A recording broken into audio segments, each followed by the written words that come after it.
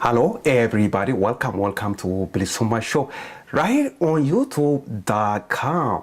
Here's a great article. You may wanna read it. The title is Unpacking Amhara's Self-Denial and the Ethiopian Identity.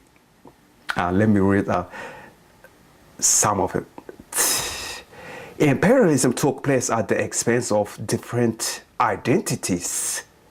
Today, Democrat governments around the world struggle to address questions of identity.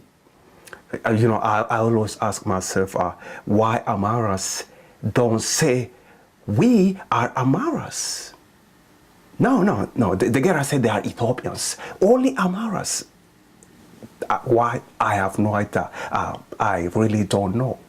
Why Amharas always say we are Ethiopians. They don't say they are Amharas. They say we are Ethiopians. Period. Hey, if you want to read the article, I'll give you the link. You go read it, share it. Thanks for watching BilisummaaShow right here on YouTube.com. Thank you. Bye-bye.